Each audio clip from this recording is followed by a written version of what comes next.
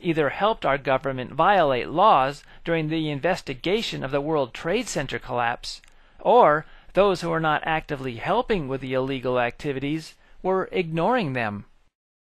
Ken Starr spent $40 million investigating the sexual activities of President Clinton. Why didn't Ken Starr advocate giving money to the investigators of the World Trade Center collapse so that they didn't have to depend on part-time scientists and on a shoestring budget? In May 2002, FEMA released the report on the collapse of the buildings. Not surprisingly, the report doesn't explain anything. For example, rather than explain how the fires caused Building 7 to collapse, the FEMA report has this. The specifics of the fires in Building 7 and how they caused the building to collapse remain unknown at this time. Our government spent 7 months investigating the collapse of the World Trade Center buildings, and at the end they announce they have no idea what happened to Building 7. If FEMA was a private company, I would demand my money back. Since they are a government agency, their worthless report is evidence that they are involved in covering up a scam. FEMA claims that they cannot understand how Building 7 collapsed, but perhaps you and I can figure it out by watching the videos of it collapsing. Incidentally, this video is lousy because it comes from people who recorded the TV news. As with the security video that shows Flight 77 crashing into the Pentagon, nobody wants to provide good quality video of Building 7 as it collapses. At the top of Building 7 is a rectangular penthouse that contains air conditioning and other equipment. If you recall, the fires were on the lower floors, not near the roof. However, the penthouse is the first part of the building to collapse. How could the fires cause damage to the penthouse without damaging all the floors in between?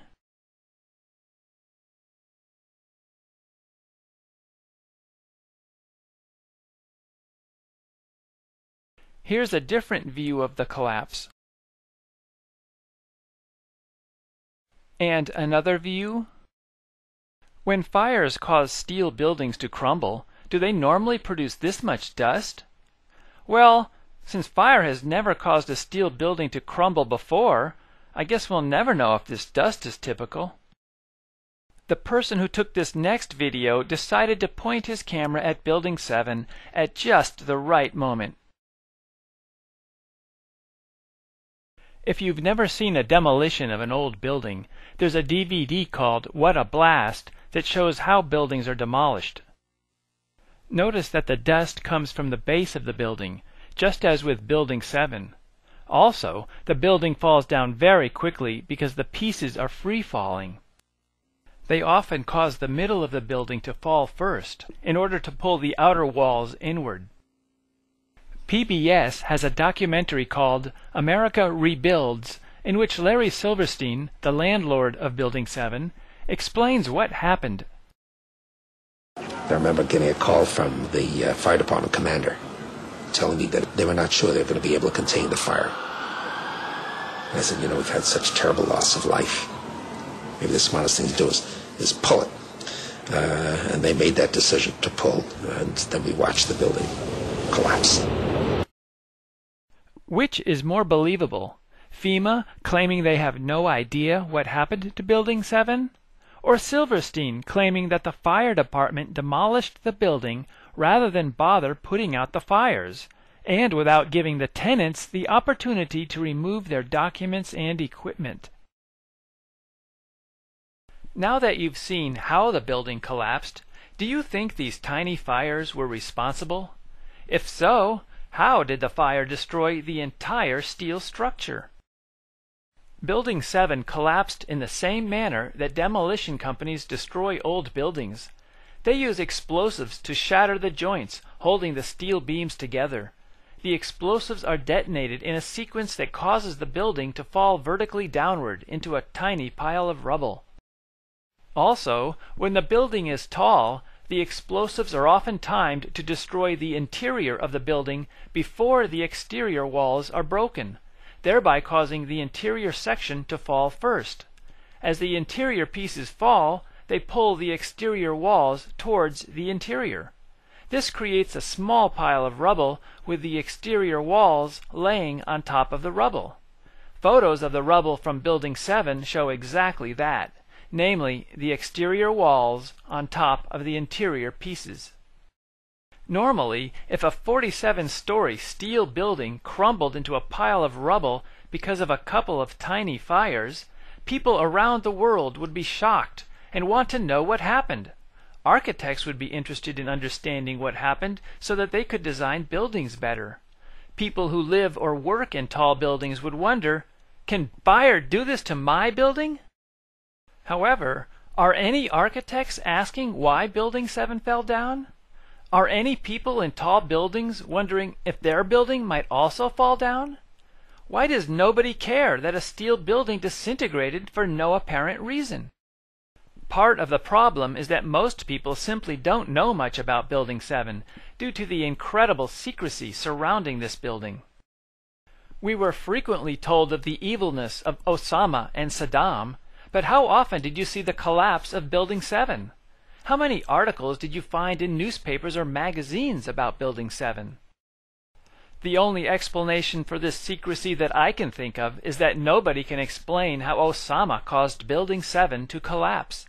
By keeping this issue a secret, they are hoping that people will forget about the incident rather than ask, "What happened to Building 7?" One possible reason for the secrecy about Building 7 is that it may have been the control center for demolishing the World Trade Center. The 23rd floor of this building was given $15 million worth of renovations to make it into an emergency command center for Mayor Giuliani. For example, it was given bullet and bomb-resistant windows. There is nothing strange about adding reinforcements to a government office to protect them in case of attack. In fact, many retail businesses have bullet-resistant windows.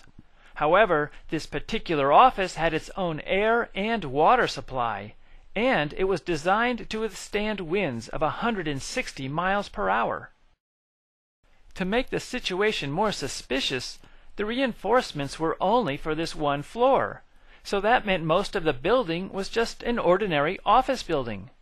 Why would they protect only one floor? This seems as silly as installing bulletproof glass in only one window of the president's automobile.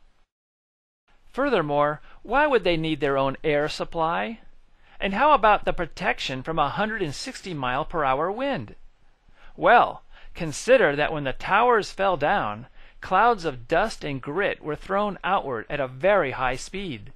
The only people protected from that blast were in this special emergency command center. Of course, the city government claims the entire building was evacuated at 9 in the morning, so nobody was inside this special reinforced bunker when the towers collapsed.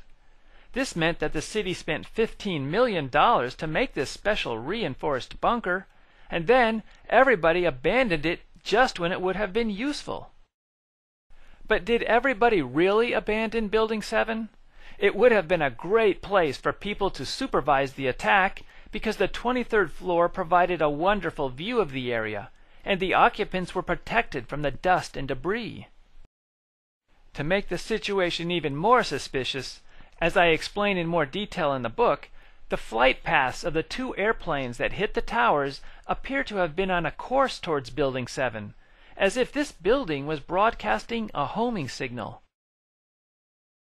The government's explanation for how the towers collapsed is often referred to as the pancake theory.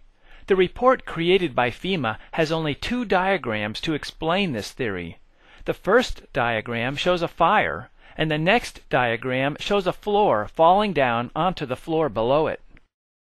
Supposedly, the falling floor breaks the joints holding the floor beneath it, and then both of those floors fall to the floor below that, which breaks that floor, and so on, eventually creating a stack of floors at the base of the building. One problem with this theory is that photographs of the South Tower show the top section broke off and fell to the ground, landing on top of building number 4. The pancake theory